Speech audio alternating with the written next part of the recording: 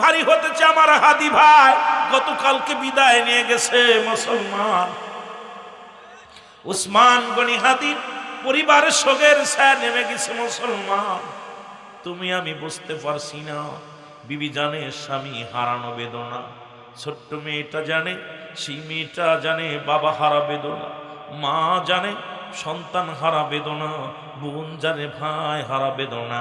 এই জন্য যারা সন্তানাসী করো একবার খবর নিও, ওই মরা বাড়ির কাছে যায় একবার গোপনে যা খবর নিবা, দেখবা সেই করুণ কান্না, এই কান্নাও যদি তোমার হৃদয় না কাঁদে ও মুসলমান, এই পৃথিবীর মধ্যে তোমার বুকের ভিতরে যদি কান্না না আসে, আমি মনে করি তোমার মতো সেমর এই পৃথিবীর মধ্যে আর কেউ নাই। জোরে বলেন ঠিক কিনা?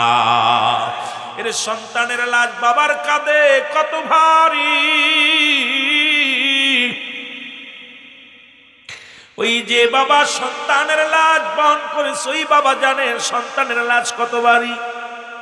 বাবারে জিগাইবেন, বাবা বলবে এই দুনিয়ার মধ্যে এত ভারী বস্তু আমি কোনোদিন গ্রহণ করি নাই। আমার দাদু ভাইয়েরা আমার বাবারে জিগাইলে যেমনি বলবো, সন্তানের জিগাইলে এমনি বলবো রে মুসলমান। এই জন্য পৃথিবীর মধ্যে আসার কোনো সিরিয়াল নাই, যা মশা আসার সিরিয়াল আছে, যার কোনো সিরিয়াল নাই। আমি মাঝে মাঝেই কথাটা বলি, পৃথিবীর প্রথম পোশাক পরিধান করেছো অন্যের হাতে, আবার জীবনের শেষ পোশাকটা পরবা অন্যের সাহায্যে। এই হলো আমার আপনার জীবন। কেন এত মস্তানি, কেন এত জমিদারি, কেন এত ফালাফালি, কেন এত মুসলমান অহংকার? নিজের কাপড় পরিয়া নিজে কবরে যাওয়ার ক্ষমতা আল্লাহ দেয় না। কারণ জীবনের প্রথম পোশাক, প্রথম লজ্জাস্থান ঢেকেছে অন্যের সাহায্যে মুসলমান। আবার জীবনের শেষ আর মুসলমান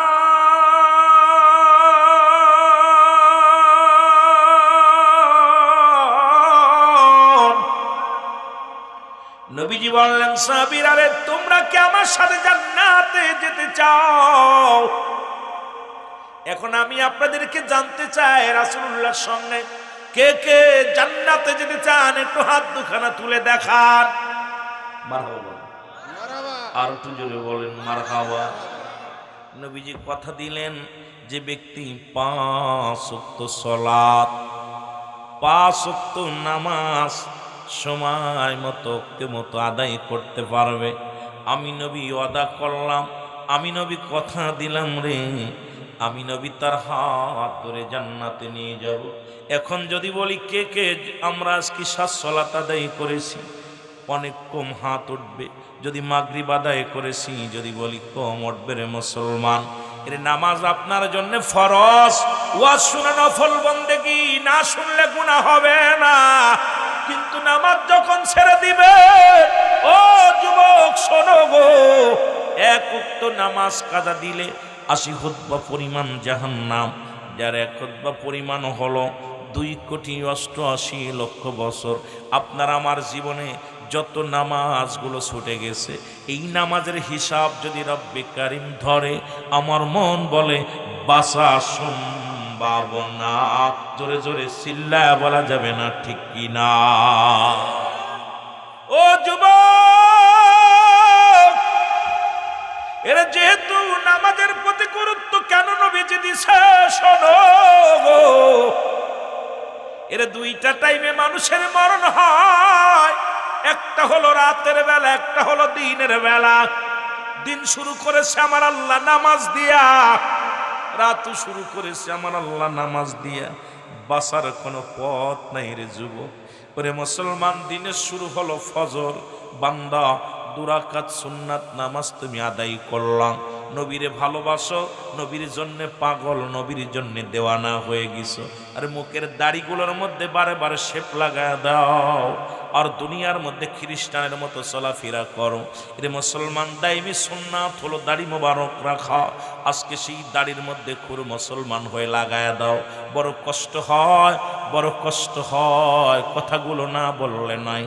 এবার নবীর প্রেমিক যদি হতে হয়, 1 নম্বরে নামাজ আদায় করার দরকার আছে কি না? এখন যদি নবীর উম্মত বলে দাবি করতে হয়, এর নবীর কাছে এক নাম্বার প্রিয় ছিল নামাজ। আপনার যদি আখির নবীর উম্মত বলে দাবি করতে হয়, যেহেতু নবীর কাছে এক নাম্বার প্রিয় ছিল নামাজ, আপনার আমার কাছে এক নাম্বার প্রিয় হওয়া লাগবে নামাজ। জোরে জোরে বলেন ঠিক কিনা? খুব খেয়াল করবেন কথাগুলো, যদিও আলোচনা শুরু করি নাই, সবে মাত্র ভূমিকার মধ্যে এখনো আসি, একটু দেখি ঘুরে আসি।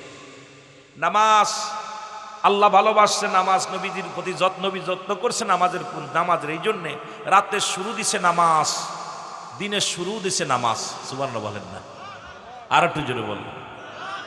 এরে মুসলমান শুনে নাও, দিনের শুরু এইবার 2 রাকাত সুন্নাত নামাজ তুমি আদায় করলা, হয়ে গেল আমার রসুলের প্রেমিক। এবার 2 রাকাত ফরজ নামাজ তুমি আদায় করলা, হয়ে গেলে তুমি আল্লাহর গোলাম। এখন আল্লাহকে যারা খোদা বলে মানে, সে কেমনে ফজরের নামাজ কাজা দেয়? আল্লাহকে যারা একমাত্র স্রষ্টা বলে জানে, কেমনে সে ফজরের নামাজটা কাজা দেয়?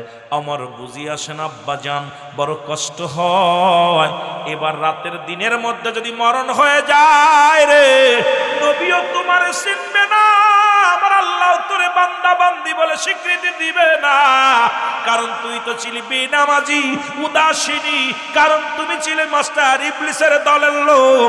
তুমি তো আমার রসুলের পক্ষেও ছিলে না, তুমি তো আমার আল্লাহর গোলাম হিসেবেও ছিলে না। তুমি যখন মৃত্যুবরণ করবা, তোমার মৃত্যুটা হবে কার তরিকায় বুঝি আসে না। ওরে মুসলমান, না ফাইলা আল্লাহ না ফাইলা রাসূল, এই দোদর বান্দার জন্য জাহান্নাম ছাড়া কোনো গতি নাই। জোরে জোরে চিল্লায়া বলা যাবে না ঠিক কি না? রাসূলুল্লাহর কাছে এক নাম্বার প্রিয় ছিল নামাজ। জোরে বলেন না মারহাবা। নবীর কাছে এক নাম্বার প্রিয় ছিল কি? এই যুবকেরা খুব খেয়াল করবেন, কি ছিল প্রিয়? নামাজ। এইবার দিনটা শেষ করলা যুবক, দিনের মধ্যে তোমার যদি মরণ না হয়, ওরে রাত্রে মরণ হবে, এর মধ্যে কোনো সন্দেহ নাই। কত মানুষ বিদেশে গেছে, ঢাকা থেকে কফিন হইয়া, বিদেশ থেকে কফিন ইলাজ বাড়ি আসছে রে মুসলমান। এরে হাদি ভাইয়ের দেহখানা নিয়ে যাওয়া হলো, বাংলাদেশ থেকেও বাইরের রাষ্ট্রে নিয়ে যাওয়া হলো। রব্বে কারিম লিখে রাখছে, মালাকুল মৌত পাঠায়া দিছে, এই দুনিয়ার মায়া ছেড়ে চলে গেছে। সুতরাং কখন কোন হালাতে কার মৃত্যু হবে কেউ বলতে পারি না রে রব্বে কারিম। যেখানে মৃত্যু দাও, ওই মৃত্যুটা যেন ইমানের সঙ্গে মরণ হয় রে। ওই মরণের সময় যেন জবান দিয়ে কালেমা উচ্চারণ হয় গো। আরে মরণ থেকে পালানোর মতো কোনো পথ নাই, মরণ থেকে পালানোর কোনো উপায় নাই। ওরে মুসলমান, আদম নবী থেকে শুরু করে পৃথিবীর মধ্যে কত পয়গম্বর, কত নবী আসলো, সব বিদায় নিছে। একমাত্র স্রষ্টা থাকবে, সৃষ্টি থাকবে না। যেটা মরণের ওষুধ খুঁজতে যাইয়া 25 জন নবীর কথা উল্লেখ আছে কোরআনুল কারীমের মধ্যে, আর একজনের কথা উল্লেখ আছে লোকমান হাকিমের কথা রে মুসলমান। উনি যখন যাইতেন ঝোর জঙ্গলে, ও সব গাছগুলো ডেকে ডেকে বলতো, লোকমান তুমি কই যাও? আমাকে পান করলে গ্যাসের রোগ সেরে যাবে, আমাকে পান করলে মুসলমান মাথার ব্যথা সেরে যাবে, আমাকে পান করলে জ্বর সেরে যাবে, আমাকে খাইলে তোমার কি হবে, তোমার অষ্টরোগ সেরে যাবে, আমাকে পান করলে চন্ডী সেরে যাবে, আমাকে পান করলে এটা সেরে যাবে। লোকমান হাকিম সারা পৃথিবীর মধ্যে চক্র মারলেন, খোদা গো দেখি দি মরণ থেকে বাঁচার কোনো গাছ আসেনি। মুসলমান শুনে নাও, পৃথিবীর বড় বড় জঙ্গল দিয়ে ঘুরতে ঘুরতে কোনো দিন উনি পায় নাই। সব গাছের কলদে যখন গাছের পাশ দিয়ে যাইত, সব গাছ ডেকে ডেকে বলতো, লোকমান হাকিম তুমি পৃথিবীর মধ্যে রব্বি কারিম তোমাকে এত এই বড় ডক্টর বানাইয়া দুনিয়ার মধ্যে পাঠাইল আমার আল্লাহ, আমাকে পান করলে, আমার ব্যবহার করলে এই রোগের ওষুধ ছাড়বে, এই রোগের সেরে যাবে, এটা সেরে যাবে, এটা সেরে যাবে। লোকমান হাকিমের বড় আশা ছিল, এই পৃথিবীর মধ্যে ঘুরব, দেখি পাওয়া যায় কিনা, এই গাছ পান করলে জীবনে আর মরণ হবে না, অমর হয়ে থাকা যাবে। কিন্তু পাই নাই রে মুসলমান, ওনার জীবন দশায় কোনোদিন উনি পাইলেন না, এই মরণ রোগের ওষুধ পাইল না। জোরে জোরে চিল্লায়া বলা যাবে না আল্লাহু আকবার। ও মুসলমান শুনে নাও, শুনে নাও, এই পৃথিবীর মধ্যে আদম আলাইহিস সালাম থেকে শুরু করে যত পয়গম্বর, যত নবী আসলো, এই দুনিয়ার মাঝে সবাই বিদায় নিয়ে চলে গেল। এ মুসলমান, আদম নবীর কাছে আল্লাহ জিবরিলকে পাঠায়া দিল। আজরাইল এসে বলি, আল্লাহর নবী আজরাইল ডাক দিক, আসসালামু আলাইকুম আদম। ওয়াজ কই রাখলাম, মনে রাখবেন, একদম ওয়ানের পড়ালেখার মতো কথা বলবো, যাতে বুঝতে ভালো হয়। পল্লী এলাকার মানুষগুলো বাজানে না, আমি এত জোরালো এত বড় আলোচক নয়, আলোচনাও করব না। যে আলোচনা আপনাদের বুঝতে ভালো হবে, জ্ঞানের মধ্যে ঢুকবে, ব্রেনের মধ্যে ঢুকবে, সেই কথাগুলো বলে যাওয়ার জন্য চেষ্টা করব। আমার বাবার আদম আলাইহিস সালামকে সালাম দিয়া আজরাইল আলাইহিস সালাম বলে, ও আল্লাহর নবী আদম, আপনার সঙ্গে দেখা করতে এসেছি, আপনাকে যেতে হবে। আদম কয়, কি বলো তুমি, কি যেতে? আদমকে জিবরিল বলে, হুজুর আপনি যদি থাকতে চান, আমি আল্লাহ বলছি আপনি থাকতে চাইলেও থাকতে পারেন আরো কিছুদিন। কয় কতদিন? কয় আপনি 10 বছর। কয় তারপরে কি হবে? মরণ হবে। বলে না হয় আপনি 50 বছর। কয় 50 বছর পরেও মরণ হবে। কয় এই যে বকরি একটা দেখছেন, এই যে গরুটা দেখলেন, এর গায়ে যত পশম আছে, এতদিন আপনি জীবিত, হায়াত চাইলে রব্বে কারিম হায়াত দান করবে। আদম আলাইহিস সালাম বলে, তারপরে কি হবে? বলে তারপরেও আপনার মরণ হবে। আদম আলাইহিস সালাম ডাক দিয়ে বলে, জিবরিল রে, যদি মরণই হয়, যদি এই 1000 বছর পরেও যদি মরতে হয়, এই দুনিয়ারে থাকার আর কোনো স্বাদ নাই। কারণ এই দুনিয়া বড় মিশা, এই দুনিয়া বালহা কেলাপ, এই দুনিয়া হলো পচা দুর্গন্ধ মরি। মানুষের চরিত্র হলো কুকুরের চরিত্র। মুসলমান, এই পৃথিবীর মধ্যে কুকুর যেমন মরি পাইলে খুশি হয়, এই দুনিয়ার মানুষগুলো সম্পদ পাইলে এই সম্পদের কাছে ঈমান বিক্রি করে রে। ও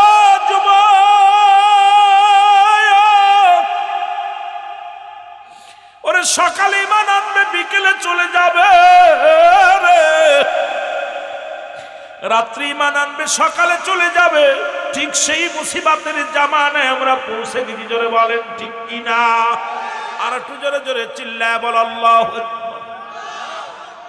আদম আলাইহিস সালাম কো, জিবরিল যাও যাও, আমার রব্বে কারিম রে বলো, আমি আর দুনিয়ায় থাকতে চাই না।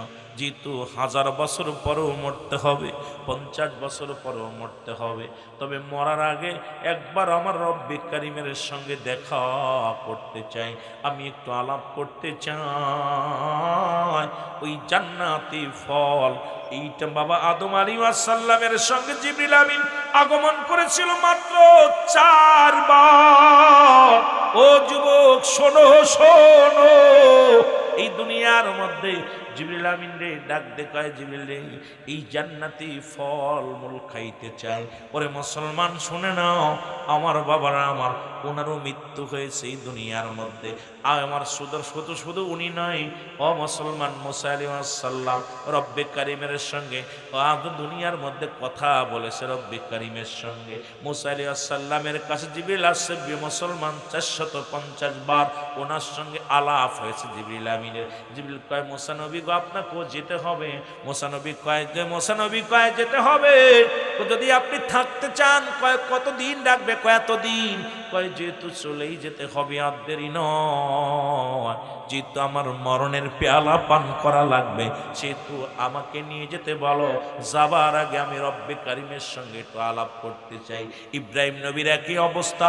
সব নবীগণ যখন তাদের কাছে অপশন আছে, নবী আপনি যদি কিছুদিন থাকতে চান থাকতে পারেন, কিন্তু তারপরে মৃত্যুর পেয়ালা পান করা লাগবে।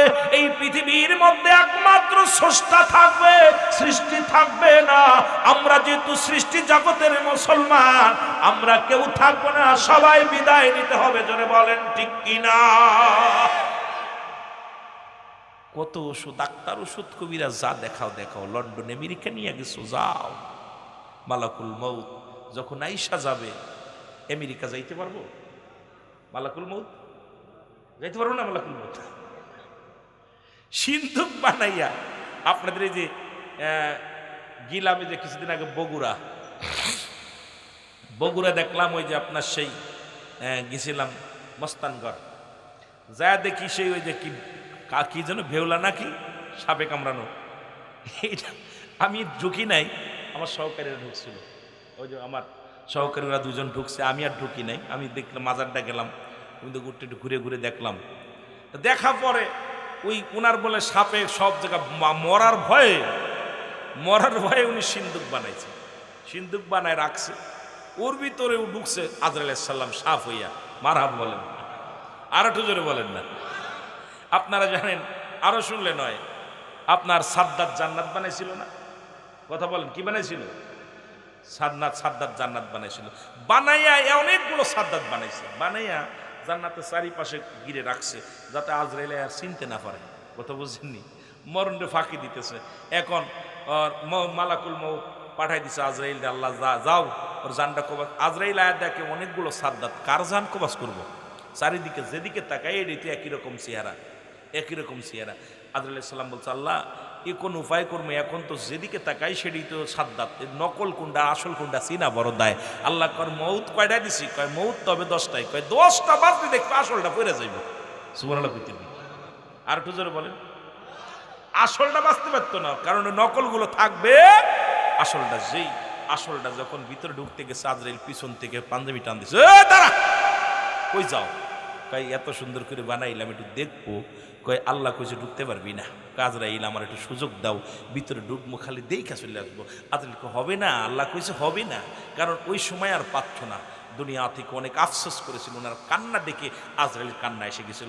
আজরাইল একদিন আল্লাহ রাব্বুল আলামিন জিজ্ঞাসা, আজরাইল তুমি কি জীবনে কোনো জান কবাজ করতে যায় কাঁদছো, কোনো কষ্ট করেছো? কত মায়ের কোল খালি করছো, কত সন্তানকে বিধবা, মাকে বিধবা করছো, স্ত্রীকে বিধবা করছো, এই দুনিয়ার মধ্যে এক বাবার এক কোল আরও নিয়ে চলে আইছো। তুমি কি জীবনে মায়া লাগে না? কাল্লা আমার 2বার কাঁদছি আমি। কয়বার? কথা বলেন না, কয়বার? 2বার কাঁদছি, আমার চোখে পানি আসছে। একবার হলো যখন ওই সাগরের মধ্যে একটা মার জান কবাজ করেছিলাম, সাগরের উত্তপ্ত ঢেউয়ের মধ্যে একটা বাচ্চা প্রসব করলো, মা সঙ্গে সঙ্গে আপনি আমাকে হুকুম দিলেন, উল্টায় পাল্টায় একদম শেষ করে সব করে মেরে ফেললাম। মার গর্ভে থেকে একটা সন্তান বাইর হলো, এইটার একটা তক্তার পরে দিয়া ওর মারও জানটা কবাজ করলাম। ওই দিন আমি কেঁদেছিলাম, আল্লাহ এই শিশুটার এই সাগরের মধ্যে ফেলাই দিলাম, সবাই জানটা কবাজ করলাম, মেরে রাইখা দিলা, আল্লাহ এর কি অবস্থা? ওইটা দেখে আমি কাঁদছিলাম। আর একটা দিন সাদ্দাত যখন জান্নাতে প্রবেশ করলো, তখন আমি আল্লাহ অনেক অনুনয় বিনয় করেছিল আমার কাছে, যে এক নজর দেখবো। ওর কান্না দেখে আমার চোখে পানি চলে এসেছিল। মারহাবা বলেন। আল্লাহ কয় চিনছো নি? কয় না চিনি নাই তো। কয় 2 লোকই একই লোক। সুবহানাল্লাহ কইতে নিরে, জোরে বলেন না। 2টা লোকই একই লোক। কয় ওই সাদ্দাতের মাকে যখন জান কবাজ করেছিলাম, ওই সাগরের মধ্যে উত্তপ্ত ঢেউর মধ্যে আমি বানাইলাম, ওই কমনে হারাম কর কথা বলছি, এত এই বাঘের দুধ খায় মানুষকে বাঁচাইলাম, এইটা বড় হইয়া নাফরমানি করছে আমার লগে। আল্লাহু আকবার বলেন। আর একটু জোরে বলেন। অসংখ্য নাফরমান আছি আমরা, অসংখ্য নাফরমান। কারণ আল্লাহ রাব্বুল আলামিন এত দয়া করছে, আল্লাহর গোলামি করি না, বন্দেগি করি না, ঠিক মতো নামাজ পড়ি না, ঠিক মতো সঠিক পথে চলি না, ঈমান আকীদার পথে চলি না, আমরা শরীয়ত মোতাবেক চলি না। ও যখন অসুস্থ হয়ে যায় বারবার আল্লাহর কাছে পানা চাই, যেই সুস্থ হয়ে যায় আর মসজিদ চিনি না। যেটা বলেন ঠিক কিনা? অনেক ছেলের আছে পরীক্ষার আগে দেখবেন, পরীক্ষার আগে বাবারে বাবা 5 ওয়াক্ত জায়গা 12 ওয়াক্ত পড়ে। কথা কইতে নি, তসবিহও ছাড়ে না, নামাজও ছাড়ে না, কপালে দাগ পড়ে যায়। যেই পরীক্ষায় পাশ করে ওরে আর খুঁজে পাওয়া যায় না। ও ডেটিং ফ্যান পইরা, ইংলিশ ফ্যান পইরা খালি এদিক ওদিক ঘোরাঘুরি করে। কি তারে ভাই এমন অবস্থা? ওর আজান দিতেছে আল্লাহ হাইয়া আলাস সালাহ হাইয়া আলাল ফালাহ, কল্যাণ হাইয়া আলাস সালাহ নামাজের জন্য, হাইয়া আলাল ফালাহ কল্যাণের জন্য। ও দৌড়াইতেছে মহিলার পাসপোর্ট। জোরে বলেন ঠিক কিনা? বুঝলা গেছে রব্বে কারিম রে। এই নাফরমানগুলো, এদের যে কি অবস্থা হবে আল্লাহ কমিনান নাস, মানুষের মধ্যে মায়া করুন। তারা বলবে আমার না তার ঈমান আছে, বিল্লাহি আল্লাহর প্রতি, বিল আখির, আখিরাতের প্রতি বিশ্বাস স্থাপন করছে। ওয়া মা হুম বিমুমিনিন। একদল মুনাফিক তৎকালীন জামানায় ছিল, এখনো অসংখ্য মুনাফিক আছে, সকালে ঈমান আনতেছে, বিকেলে চলে যাচ্ছে। জোরে বলেন ঠিক কিনা? আর একটু জোরে বলেন ঠিক কিনা? ইমান বেচা কিনা। আর এই যে সামনে আসতেছে নির্বাচন, যদি আল্লাহ না করুক নির্বাচন হয়, কি হবে জানি না, তবে নির্বাচন যদি হয় দেখবেন চার আর বিড়ি সিগারেটের মধ্যে কেমনি ইমান চলে যায়, জোরে বলেন ঠিক কিনা? ইমান চলে যাবে খালি চার মধ্যে আর বিড়ির মধ্যে, কথা কন ঠিক কিনা? এই অবস্থা। আল্লাহ ভালো মাফ করুক, আল্লাহ আমাদেরকে মাফ করুক। আর এখনকে যে নেতাগুলো আছে দেখবেন মুসি মেতর সবার, ওদিন দেখলাম একজন বলতেছে, একজন পিসেব মানুষ, উনি 15 লক্ষ টাকা মন্দিরে দান করছে, আরো মন্দির যেন হয় দোয়া করতেছে, দোয়া করতেছে, যাক আল্লাহ ওনার হায়াতের মধ্যে বরকত দান করুক। কিন্তু আমার বাবাগুলো গভীর মনোযোগ, বড় কষ্ট লাগছে এখানে, আমার একটা কষ্ট লাগে কথাগুলো বলতেছি, যে আমরা মুসলমান হইয়া মুসলমানদের সাহায্য বাদ দেওয়া মুসলিমদের সাহায্য করতেছি, করো ভাই, তবে এত উৎসাহিত দিও না, কারণ উৎসাহিত এই নির্বাচন আমরা যেন ইমানই, এখন বর্তমান যে সিচুয়েশন চলতেছে, বর্তমান ইমানের দাম কম, আমাদের ক্ষমতার দাম বেশি হয়ে গেছে। ক্ষমতা ছেড়ে দাও, ইমানের দামটা বাড়াও, জোরে বলেন ঠিক কিনা? আরো জোরে বলেন ঠিক কিনা? ক্ষমতা কয় বছর? 5 বছর, 10 বছর, 15 বছর, কিন্তু ইমান নিয়ে যদি না যেতে পারো কবরে, আবাদান আবাদান চিরস্থায়ী থাকতে হবে। কোথায়? জাহান্নাম, জোরে বলেন ঠিক কিনা? কোথায় থাকতে হবে? এই জন্য আপনাদের করজোরে দাবি করে যাব ভাই, আমি বারবার বলে যাচ্ছি আপনাদের কাছে, আমি বলে যাই, আমি বলবো না কোনো দলকে ভোট দেন, বলবো না কারোর দল সাপোর্ট করেন, একটা অনুরোধ করব, ইমান ছাড়বেন না। যদি মৃত্যু হয়, দেখছেন আফগানের মধ্যে যখন 500 শিশু, কোরআনের শিশুদেরকে ধরে আনা হলো, ওদের বুকের ভিতর কোরআনটা এইভাবে ধরছে, ধরার পর ওদেরকে বলতে, তোমরা কোরআন ছেড়ে দাও না জীবন দিয়ে দাও। তা ছেলেরা বলতেছিল, যদি জীবন দিয়া দিই জান্নাত পাবো। সুবহানাল্লাহ বলেন না? কত ছোট ছোট মাসুম বাচ্চাগুলো বলতেছিল, যদি জীবন দিয়া দিই জান্নাত পাবো, আর যদি কোরআন ছেড়ে দিই আমরা জাহান্নামে যাব। সুতরাং এই কোরআনটাকে ধরে রাখছি, তোমরা গুলি চালাও। দেখা গেল 500 সন্তান দুনিয়া থেকে বিদায় করে দিছে, কোরআনটাকে বুকের ভিতরে এইভাবে আঁকড়ে ধরছে। তাদের ইমানি জোর, ইমানি পাওয়ার, ইমানি ক্ষমতার। আমাদের ইমান, এখন যদি আপনাকে 100 টাকা দিই তাহলে পর একজনকে মেরে দিচ্ছেন, এটার নাম তো ইমান না। আহা, এই জন্যই বললাম যে আপনি একবার খবর নেন। আমার বাড়ির কাছে একজন মারা গেল, কিছুদিন আগে মেরে ফেললো। আমি, তার মা পাগল হয়ে গেছে, বাবা পাগল হয়ে গেছে, এখন আপনাদের পাবনায় হাসপাতালে আছে। এ যুবক, সন্তান হারা ব্যথা, যে মায়ের বুক খালি করলা, এই বাবার কাছে বাবা যে কত কষ্ট পায়, তুমি গোপনে যায় একটু খবর নিও, গোপনে যায় তুমি যাইয়া অনায়াসে যে যাকে তুমি গুলি করছো মারছো, গোপনে যায় বাড়ির পাশে যে খবর নিও, দেখবা তারা হাজারি, তার মায়ের কান্না, তার বাবার কান্না, তার বোনের কান্না, তার বিবির কান্না, তার ভাইয়ের কান্না, তার প্রতিবেশীর কান্না, যে তারা দুনিয়ার মধ্যে কি হারাই ফেলেছে। তুমি তো একজনের গুলি করলা, কিন্তু 1000 জনকে এতিম বানাইলা, 1000 মায়ের চোখের পানি ফেলাইলা। এটার নাম তো ইসলাম হতে পারে না। আমাদের মুসলমান কাফের বেঈমানেরা যা করেছিল, ঠিক আয়ামে জাহিলা জামানায় যা হয়েছিল তার চাইতে বেশি উলঙ্গ বেহায়াপনা বর্তমান চলতেছে, জোরে বলেন ঠিক কিনা? আমার ভাইরা, আমার বন্ধুরা, আমার কথাগুলো বলতে গেলে অনেক কষ্ট হয়। আমার বন্ধুগণ, নামাজের কথা নবীজি বললেন 5 ওয়াক্ত সালাত মনে আসেনি, যদি কোনো ব্যক্তি আদায় করে, আমি নবীও আদায় করলাম, আমি নবী তার হাত ধরে জান্নাতে নিব। সবাই প্রতিজ্ঞা করছেন, হাত উঠাইছেন, যেতে চান রাসূলুল্লাহর সঙ্গে জান্নাতে। সুতরাং আপনার এই দাবিটা যদি পূরণ করেন, কিয়ামত পর্যন্ত দায়ী থাকবেন আমার রব্বি কারীমের দরবারে। নবীর এক সাহাবী গো, নাম হলো আব্দুল্লাহ আনসারী, সব চাইতে গরিব সাহাবী। এই পাবনার জমিনে এত গরিব মানুষ নাই, এই পাবনা জেলার মধ্যে এত গরিব মানুষ পাওয়া যাবে না। উনি বাড়ি গেলেন, বাড়ি যাওয়ার পর বিবি ডাকতে বলে, স্বামী রে, আমার নবীজি কি ওয়াজ করছে বলেন। আপনার আমার বিবিগুলো বাড়ি গেলেই কোনোদিন জিগায়, কোনোদিন জিগায় নাই, রুহুল আমিন সাহেব কি ওয়াজ করছে একটু বলো। সিদ্দিকী সাহেব তো মাগুরা থেকে আসলো, কি ওয়াজ নিয়ে আসলো, কি আলোচনা করলো একটু বলো। আমার বাবারা সুর শুনে লাভ নাই, আলোচনাগুলো খেয়াল করো। আমার কোনো দলিল নয়, দলিল হলো কোরআন হাদিস, আমার মুখের কথা বিশ্বাস নয়। কারণ কোরআন কি বলে, হাদিস কি বলে, এগুলো তোমরা খেয়াল করো। যদি খেয়াল করতে পারো, আর যেটা আমি বাতিলের কথা বলি সেটা সঙ্গে সঙ্গে ছুঁড়ে মারো, কারণ এটা তোমার গ্রহণ করার দরকার নাই। যেটা হক বলি এটা যদি তোমার মনোযোগী হয়, যদি মন চায় সুন্দর কথাগুলো বলছি এটা তুমি আমল করো, আর যেটা বাতিল বলি সঙ্গে সঙ্গে তুমি বাদ দাও। জোরে বলেন ঠিক কিনা? এ বন্ধুগণ, আব্দুল্লাহ আনসারী বিবি ডাকতে বলে, স্বামী, ও আমার স্বামী গো,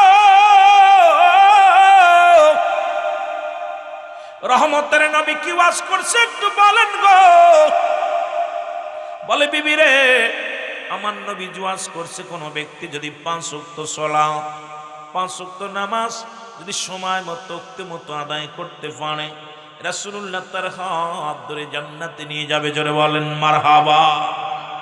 বিবি ডাকতে বলে, স্বামী, স্বামী রে, জীবনে আপনার কাছে দামি কাপড় চাই না, জীবনে আপনার কাছে দামি পোশাক চাই না, জীবনে আপনার কাছে ভালো খাবার চাই না, আপনি আমাকে একটা সুযোগ করে দিবেন। যেহেতু আমি আপনার স্ত্রী, ঘরের লক্ষ্মীর স্বামী, যেহেতু আপনি সুযোগ করে দিলে আমি 5 ওয়াক্ত সালাত আদায় করতে পারবো, আপনি আমাকে একটা সুযোগ করে দিবেন, আমিও যেন 5 ওয়াক্ত নামাজ, 5 ওয়াক্ত সালাত সময় মতো সঠিকভাবে আদায় করতে পারি। ওই মুসিবাতের দিনে আপনার হাত ধরে রাসূলুল্লাহর সঙ্গে যেন আমি জান্নাতে যেতে পারি। ধরে বলেন মারহাবা। কেমন বিবি দেখছেন? আর আমাদের বউগুলো কি কইতো? বউগুলো কইতো, আমার জন্য দামি কাপড় দিবা, রুহুল আমিন সিদ্দিকী, এত টাকা ইনকাম করো, বড় স্বর্ণ প্রতি মাসে সোনার বালা বানাইবা। সোনা দিয়ে ভরে রাখলেও মন পাওয়া সম্ভব নয়। যে অবস্থা চলতেছে, আর পৃথিবীর মধ্যে আপনার স্ত্রী বলেন আর আমার স্ত্রী বলেন, একটা প্রবাদ সবসময় বলে, সেটা কি? আমি বিলে তোমার সংসার করলাম, না হলে করতাম না। জোরে কোন ঠিক কিনা? আপনি যত বড় হুজুর হন না কেন, একদিন আপনারা শোনাবেই কথা। একদিন যদি একটু ত্রুটি হয়, বলবে আমি বিলে তোমার সংসার করলাম, তার মানে এর আগে পরে মনে হয় কেউ ছিল। কথা কয় না কেন? মহিলারা এই খুঁটাটা দেয় না, কথা কন না কেন? আপনাকে দেয়নি? বুড়া হলেও দিব এক সময়, বুড়ো কালোকে, বুড়ো আমি বিলে তোরে টানলাম, তার মানে বোঝা গেল এর ইতিপূর্বে না আগে পরে কেউ ছিল। আমার মুসলমান বাবারা, আমার অনেক কথা কয় ভাই, এ তো আগে বুঝতাম না, এখন বিয়ে শাদী করে আবার বুঝতে পারি কিছু না। কথা বুঝছেন? আমার মুসলমান বাবারা, আমার আল্লাহর নবীর সাহাবী প্রতিদিন রাসূলুল্লাহর পিছে সালাত আদায় করে, নামাজটা আদায় করে, নবীজির পিছে সালাত আদায় করে। সালাম ফিরানোর সঙ্গে সঙ্গে আসসালামু আলাইকুম ওয়া রাহমাতুল্লাহ, আসসালামু আলাইকুম ওয়া রাহমাতুল্লাহ। নবীজি সালাম ফিরা তাকায় দেখে আব্দুল্লাহ আনসারী দৌড়ে মারে শুধু বাড়ির দিকে দৌড়ায়া, সালাম ফিরায় একটা সেকেন্ড আর দাঁড়ায় না, দৌড় শুরু করে। আমার নবীজি বললেন, সাহাবীরা রে, আমি প্রায় দেখি আব্দুল্লাহ আনসারী নামাজে আসে, জামাত ঠিক আদায় করে, কিন্তু নামাজ শেষে দাঁড়ায় না, দৌড়তে বাড়ি চলে যায়। সাহাবীরা বলে, হুজুর নিশ্চিত বিবির প্রেমে পড়ছে, না হয় দুনিয়ার কোনো ঝামেলার মধ্যে পড়ছে। আমার নবী কয়, না না, আমি নবী নিজেই খবর নিব আব্দুল্লাহ আনসারীর কি অবস্থা। এবার নবীজি নিজেই বাড়ি গেলেন, সালাম দা, আসসালামু আলাইকুম আহলাল বাইত। ও যুবক, আসসালামু আলাইকুম আহলাল বাইত। তিনবার সালাম দিলেন নবীজি, একবার উত্তর পাইলেন না। নবী মনে একটু কষ্ট পাইলেন, কষ্ট পায় রাসূলুল্লাহ ফিরে চলে আসলেন। কারণ কোনো বাড়ি প্রবেশ করলে সালাম দিলে যদি উত্তর না পাও, ওই বাড়ি ঢোকার কোনো অনুমতি নাই রে বাবা। কিন্তু আমরা মুসলমানের বাড়ি কোনো সালাম নাই, ভিতরের ভাবি সব বাইকো ওর জুতা দিয়ে না ফেটে সারা যায়। কোন পর্দা ফরজ, নামাজও ফরজ, কিন্তু বাড়ির ভিতর ঢুইকা যায় ভাবি সব ভালো আছেন, রাগ করেননি। এবার আপনারা রাগ করতেছেন তো উত্তর দিচ্ছেন না কেন? হায় রে মুসলমান, মুসলমানের বাড়ি ঢুকতে গেলে সালাম বিনিময় করতে হবে, অনুমতি ক্রমে, অনুমতি ছাড়া ঢুকা যাবে কথা বুঝেননি? কিন্তু আমাদের দেশে হুজুরের বাড়ি বলেন আর মৌলভী বাড়ি বলেন আর মুন্সির বাড়ি বলেন, কোনো অনুমতি নেই। ভিতরে ঢুকছে, কাট করে ঢুকে গেছে, ঢুকে যায় কয়, ভাবি ভাই কই? ভাই তো কেবলমাত্র বাজারে গেল। আর বদমাইশ ভাবিও সামনে দাঁড়ায় থাকে, ওদের বাচ্চাও ঢুকে দিতে পারে বাড়ির ভিতরে, যা বাজান দেখবি কে আলো দেখে দি, ও নিজে যাচ্ছে, ও নিজেই চলে যাচ্ছে আগায়। লজ্জা শরম হায়া সব খেয়ে ফেলছে। লজ্জাপতির পাতা এখন একটু বেটে বেটে বেশি খাওয়াতে হবে, কারণ যে অবস্থা চলতেছে দেশের, লজ্জাপতির পাতার ব্যতিক্রম কিছু আর নাই। জোরে কোন ঠিক কিনা? এই জন্য 5টা গুণের নারী বিয়ে করা লাগবে। যুবক শোনো গো, এই 5টা গুণের নারী যদি বিয়ে করতে পারো, দুনিয়ার মধ্যে শান্তি ফিরে পাবা। অনেক মা বোন আছে, আজকে বলে যাব এই 5টা গুণের নারী বিয়ে হওয়ার কথা মুসলমান শুনে নাও। আমরা যারা করে ফেলেছি তারা তো করেই ফেলেছি, বদলায় না। আবার বাবারা আমার যারা করেন নাই তাদের জন্য বলে যাব, এই 5টা গুণের নারী ছিল নবীজির আম্মা জানের ভিতরে। এই 5টা গুণের নারী ছিল গাউসে পাকের মার ভিতরে। জোরে বলেন মারহাবা। আর একটু জোরে বলেন, আর একটু জোরে বলেন। পৃথিবীর মধ্যে ইয়া হাবিবাল্লাহ, আমি যখন ওইবার নামাজ শেষ করে বাড়ি আসিয়া কাপড়খানা খুলে দিই, আমার বিবি ওই কাপড় পরে নামাজে দাঁড়াইছিল। আমি উলঙ্গ বসে থাকার কারণে আপনার সালামের জবাব দিতে পারি নাই। আমার নবী চোখের পানি ছেড়ে কান্দার কোন সরি আয় রে আয়, আমার বুকের মধ্যে আয়। আমি নবী কথা দিলাম রে, আমি নবী কথা দিলাম রে, ইয়াউমাল কিয়ামতের ময়দানে আমি নবী তোর হাত ধরে তোদের স্বামী স্ত্রী দুজনকে জান্নাত নিয়ে যাব। জোরে জোরে চিল্লায়া বলা যাবে না মারহাবা। মদিনা যাইতে পারলাম না, মদিনা দেখতে পারলাম না। মহব্বতে বলেন মদিনা যাইতে পারলাম না, মদিনা। আমি অসহায় তাই এত দূরে রই, আমি অসহায় তাই এত দূরে রই। দূর থেকে সালাম জানাই বালা, দূর থেকে সালাম জানাই মদিনা। মহব্বতে বলেন মদিনা দেখতে পারলাম না, বল মদিনা যাইতে পারলাম না, মদিনা। মদিনার নাম কত মধু,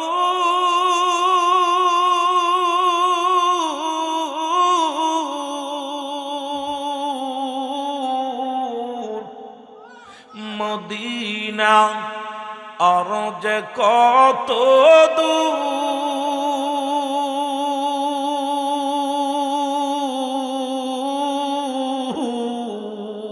ওই মদিনার পথের দুলি, বলো ওই মদিনার পথের দুলি মাকুতে পারলাম না, মদিনা যাইতে। আর জোরে বলেন মদিনা যাইতে পারলাম না, মদিনা। আমি অসহায় তাই এত দূরে রই, আমি অসহায় তাই এত দূরে রই।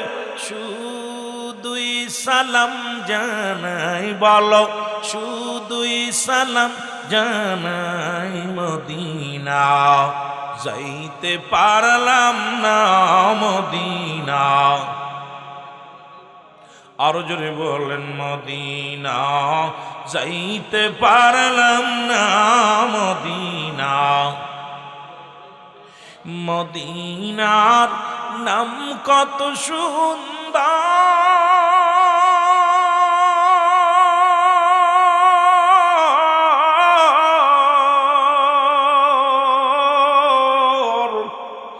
মদিনা কেরে সে অন্তর।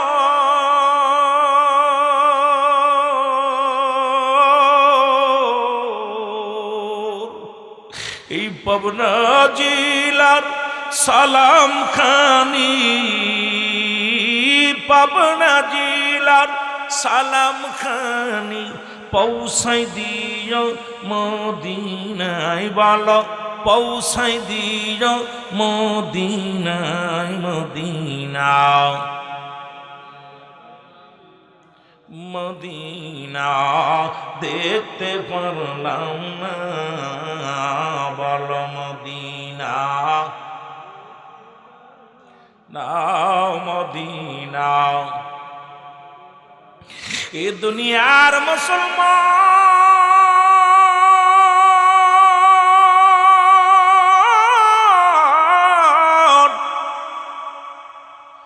আমি আপনাদেরকে জানাতে চাই রে, এই পাবনা জেলার মধ্যে এমন কোন গরিব নাই যিনি এক টুকরা কাপড় আছে রে যে ভিক্ষা করে খায়, তার 4-5টা কাপড় আছে।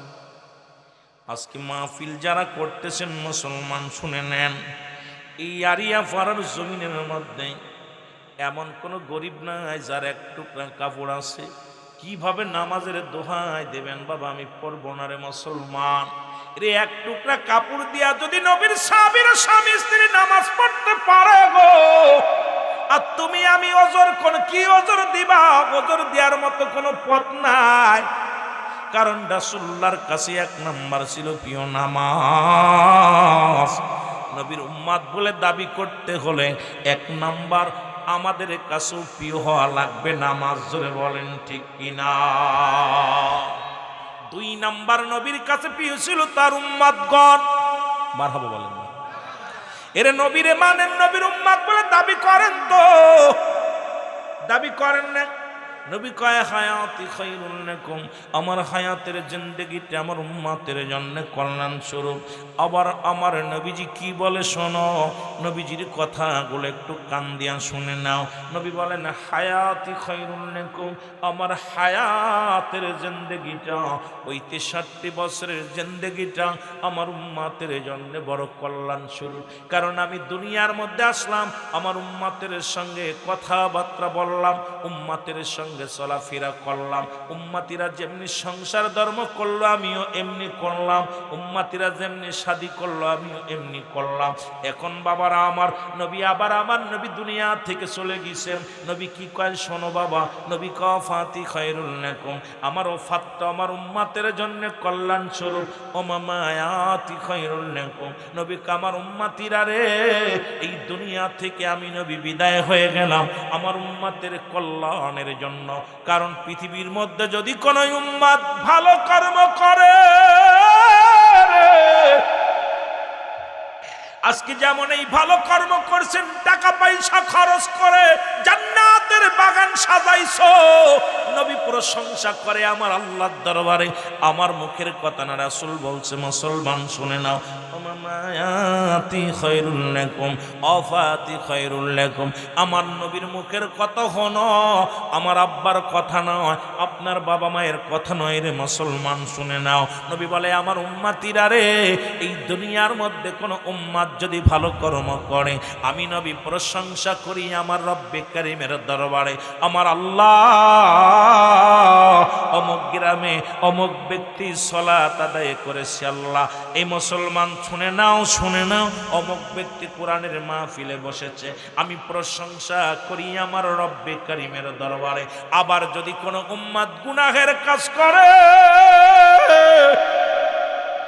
যদি কোন উম্মত দুনিয়ার মধ্যে অন্যায় করে গো, নবী কয় সঙ্গে সঙ্গে আমি নবী ইস্তেগফার করি আমার আল্লাহর দরবারে, ও আল্লাহ অমুক গ্রামে অমুক ব্যক্তি গুনাহ করেছে, তুমি তারে মাফ করে দাও।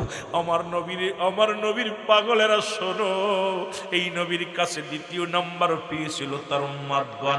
নবী উম্মতের জন্য মাফ চায় আল্লাহর কাছে। এই দুনিয়ার মধ্যে অন্যায় করে ছেলে, মাফ চায় বাবা, অন্যায় করে গ্রামের ছেলে, মাফ চাই চেয়ারম্যান মেম্বার যাইয়া। এমন নবীর উম্মত হইলাম, ভুল করে আমার আমরা ভুল করি আমি আপনি, মাফ চাই আমার নবী। এই নবীর পক্ষে থাকার দরকার আছে কিনা? জোরে জোরে চিল্লায় বলা যাবে না, আছে কিনা? এরে আমার মনের জল্পনা কল্পনা, নবী যাব আমি সোনা বলো যাব আমি সোনার মদিনায়, বলো যাব আমি, আর জোরে জোরে বলেন না, এর যাব আমি সোনার মদিনায়, ও নাই গো যাব আমি সোনা। আরে আমার মনের জল্পনা কল্পনা নবী যাব আমি সোনা, এর যাব আমি সোনার মদিনায়। একটা জীবন বন্ধ রাখবেন, আল্লাহ দিছে জবান, জোরে মদিনায় যেতে চান না আপনারা? আর রব্বে কারীম যদি কবুল করে ফেলে, আর গরিব হইলে তো আল্লাহ কখন নবীজিকে যেন স্বপ্নে দেখায় দেয়, জোরে বলেন না মারহাবা। এর যাব আমি সোনার মদিনায়, বলো যাব আমি, না গো যাব আমি সোনা। আমার মনের জল্পনা কল্পনা নবী যাব আমি সোনা। এর নবীজি কেউ ভালোবাসি, মনটাই আমার অনেক খুশি, নবীজি কেউ ভালোবাসি, এর নবীজি কেউ ভালোবেসে তৃপ্তি মেটে নাও, বলো নবীজি কেউ ভালোবেসে, না গো যাব আমি সোনা, বলো যাব আমি সোনার মদিনায়, বলো যাব আমি, না গো যাব আমি সোনা। রে আমার মনের জল্পনা কল্পনা নবী যাব আমি সোনা। এর নবীর প্রেমে এত জাদু, ডাকিলে মনে হয় মধু, নবীর প্রেমে এত জাদু, ডাকিলে মনে হয় মধু, এই মধু কোথাও মেলে না, বলো এই মধু, না গো যাব আমি সোনা, বলো যাব আমি সোনার মদিনায়, বলো যাব আমি, না গো যাব আমি সোনা। আমার মনের জল্পনা কল্পনা নবী যাব আমি। এ দুনিয়ার মুসলমান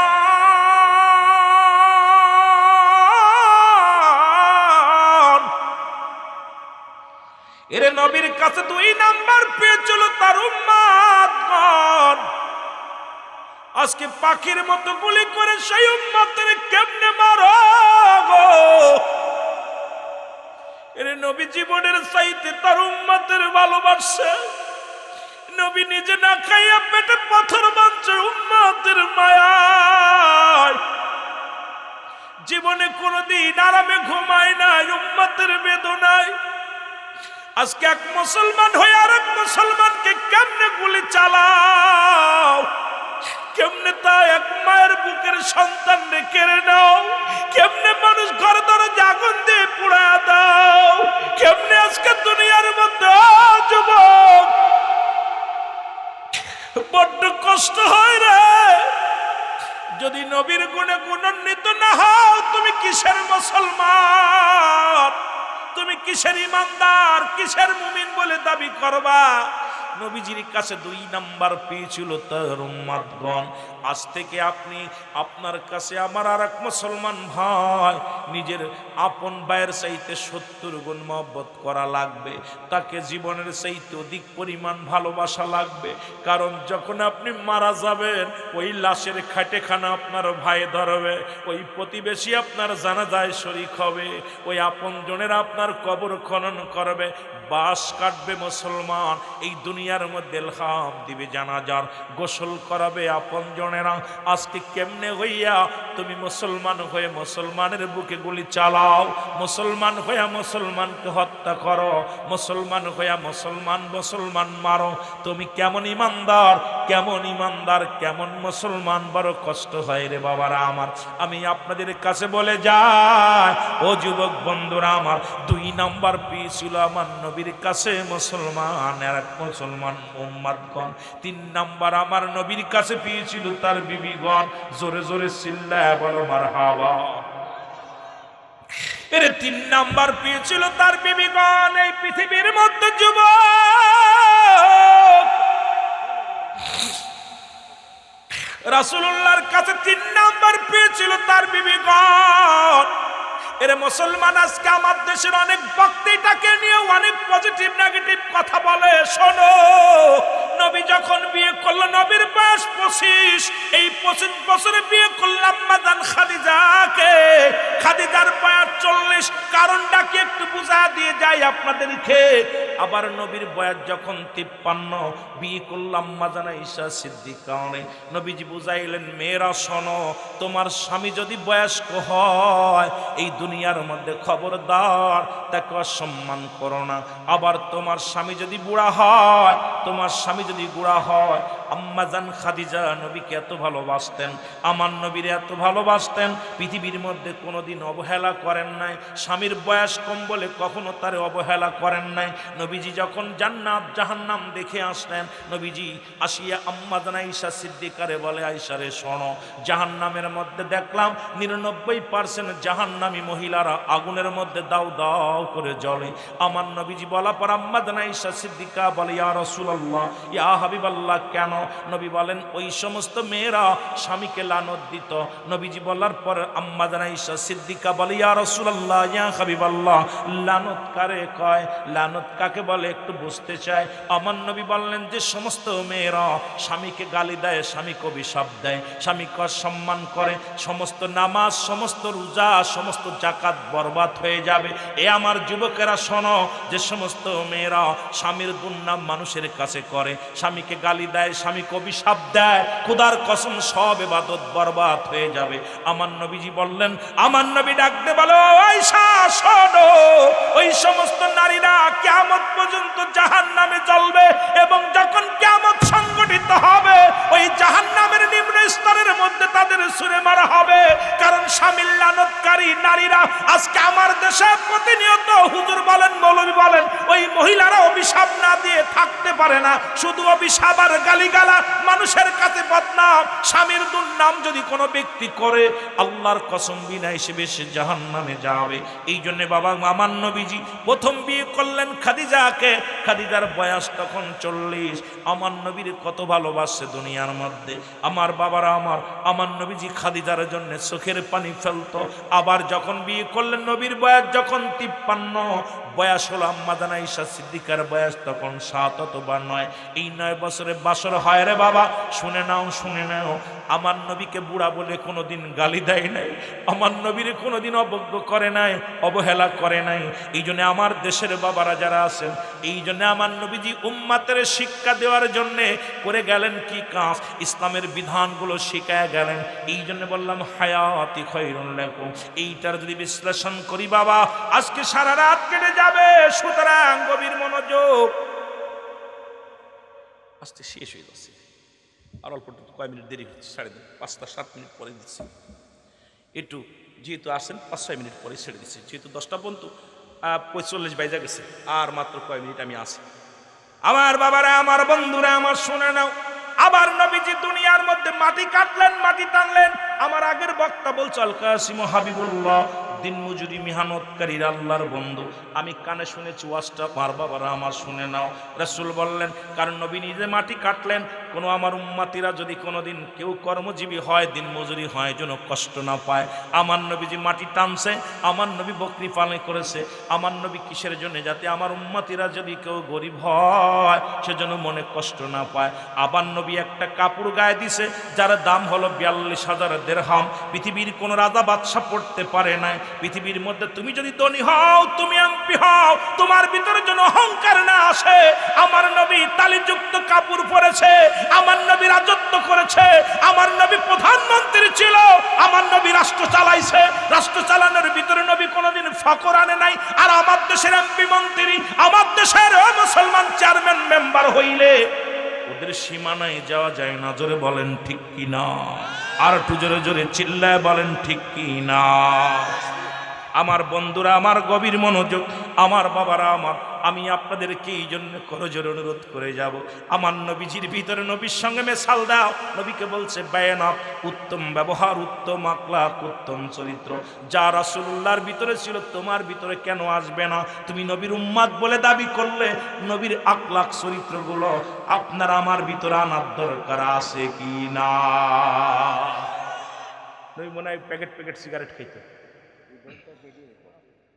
কথা কন খাইতো, গাঁজা খাইতো, মদ খাইতো, আমরা খান কে?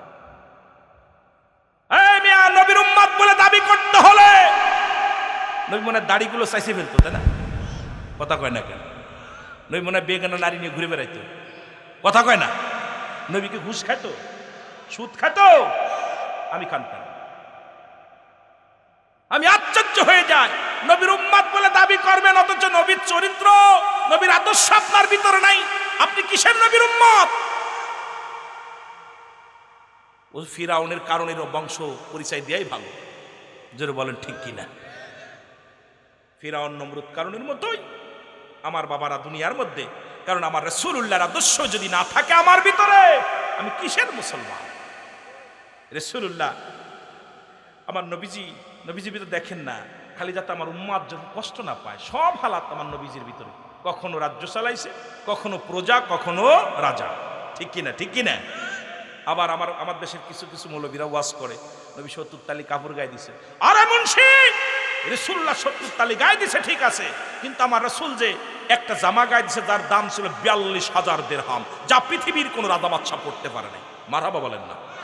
সুতরাং আমার নবীরে ফকির বানাইলা বাদশা বানাও? নবী তো হালাতু ছিল।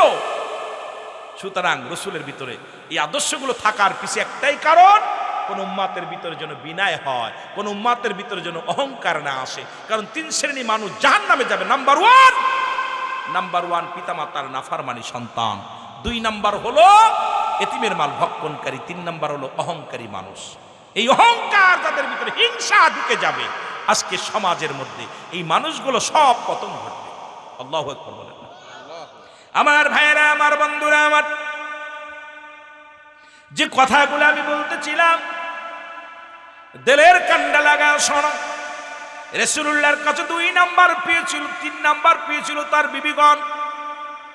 আজ থেকে কারুর বড় হাত ধরে টানবো না, কোনো কারুর বোর দিকে নজর লাগাবো না।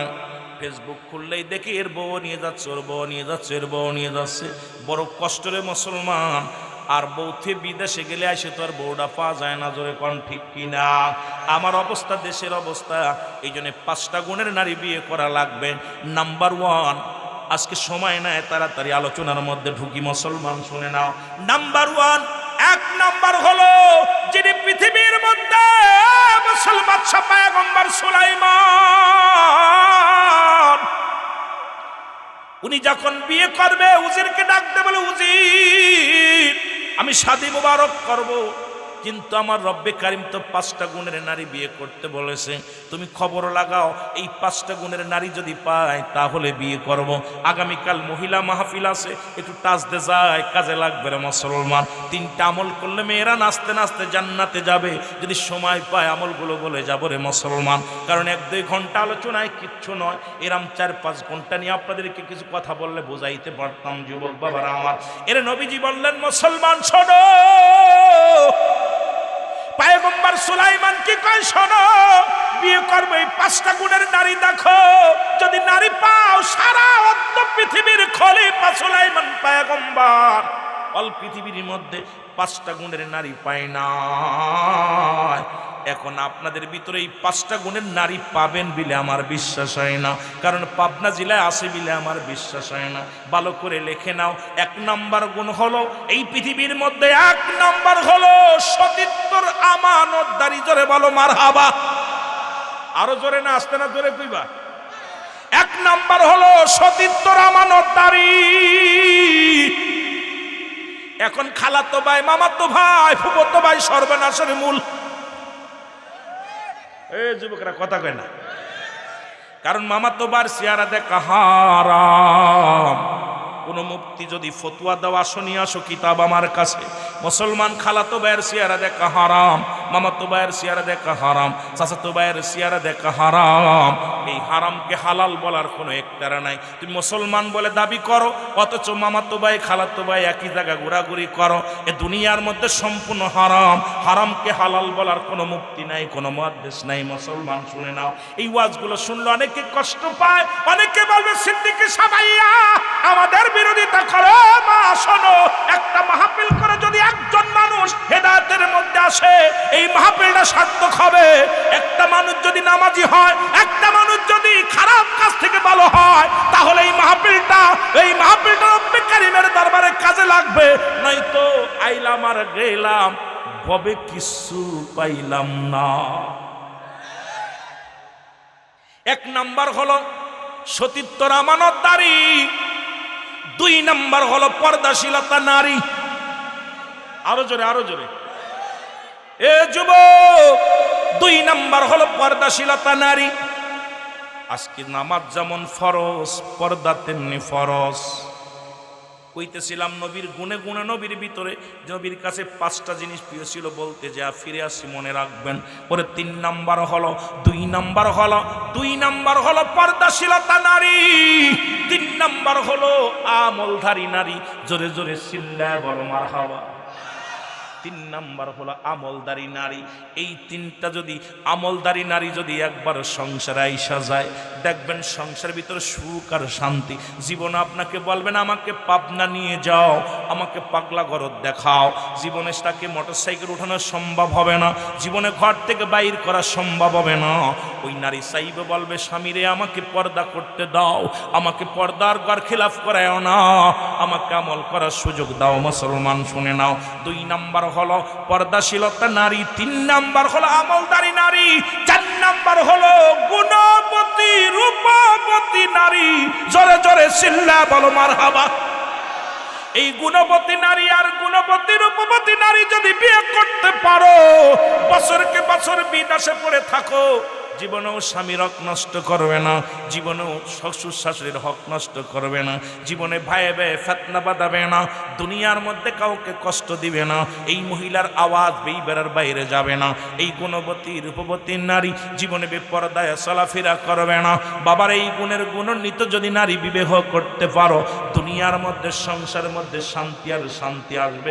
জোরে জোরে চিল্লায়া বলা যাবে না মারহাবা।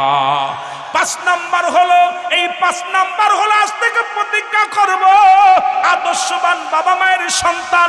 এখান থেকে প্রতিজ্ঞা করব, কোনো গাঁজাখোরের মেয়ে বিয়ে করব না, কোনো মদখোরের মেয়ে বিয়ে করব না। কোনো মুসলমান শোনো, ইয়াবাখোর, গাঁজাখোর, মদখোর, ঘুষখোর, সুদখোরের সঙ্গে কোনো আত্মীয়তা করব না। এই গ্রামে কে কে সুদ খায় আপনারা জানেন, এই গ্রামে কে কে ঘুষ খায় আপনারা জানেন, এই গ্রামে কে কে সুদের সাথে কারবার, কার কার ঘুষের সাথে কারবার, কে কে মুসলমান মাদক খায়, কে কে মুসলমান শুনে নাও। এদের সঙ্গে আত্মীয়তা করবেন না। দেখবেন এই সমাজ বাঁচানোর জন্য কোনো এমপি লাগবে না, কোনো মন্ত্রী লাগবে না, কোনো মৌলবী লাগবে না। এই সমাজকে বাঁচানোর জন্য আমার যুব সমাজ যথেষ্ট। জোরে জোরে বলেন ঠিক কিনা?